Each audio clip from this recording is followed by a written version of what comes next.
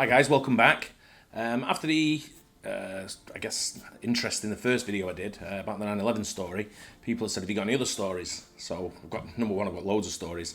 This one's a little bit more, I would classify as a bit more light-hearted than the first one. Goes back to 2009. I was over in Bahrain on a work, what do you call it, like a team building exercise. What we were doing, we were racing Volvo Ocean race boats, yachts, as a part of a team building exercise. And one of our partners had a team, and they brought their boats into Bahrain, or they were sailing out of Bahrain. So we went on the boats and had a few races, racing against some very key sailors who were, quite well known in that neck of the woods of that sport, I would say. Quite famous sailors. Story goes that you all get a turn to sail to race in a race, and with the advice of other sailors, they tell you what to do. You're racing it, and then obviously whoever wins wins. So I was getting beat going into the last turn when one of the sailors I saw hit one of the buoys, or buoys, whatever you want to call it. So I called it to the referee. We threw a flag. He got a penalty, had to turn round, hence I won the race. Having dinner at night, he wasn't too happy about it that I called this penalty. He said he didn't hit the buoy, but he did.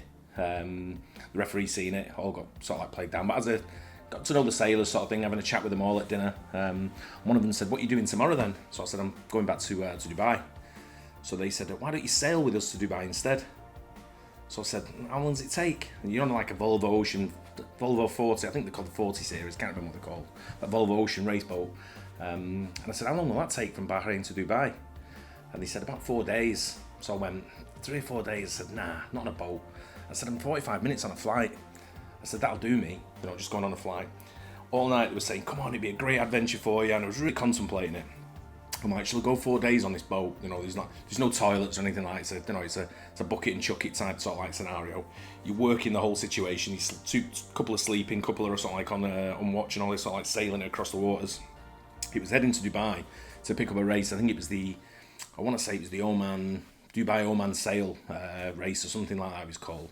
We were in the cargo side, so we were shipping the boats around, and that's our involvement.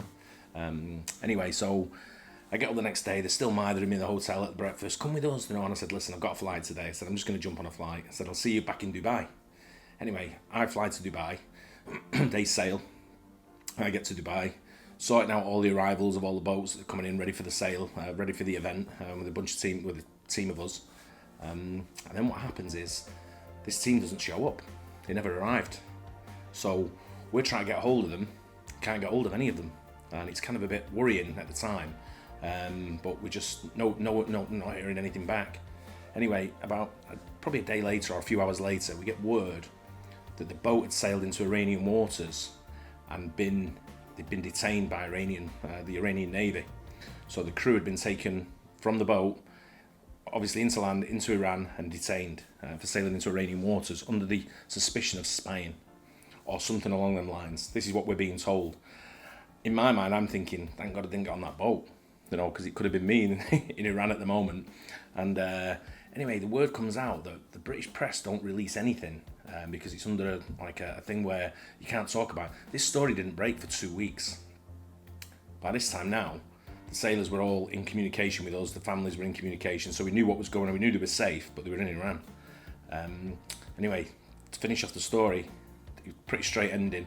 They got released from Iran. Story broke. They arrived in Dubai. They went ahead with the sailing race, but they missed their slot, so it had to be delayed.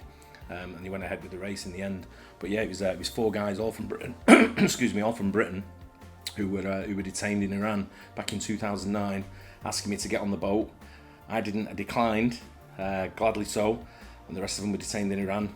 Eventually released, and I was safe and well in Dubai.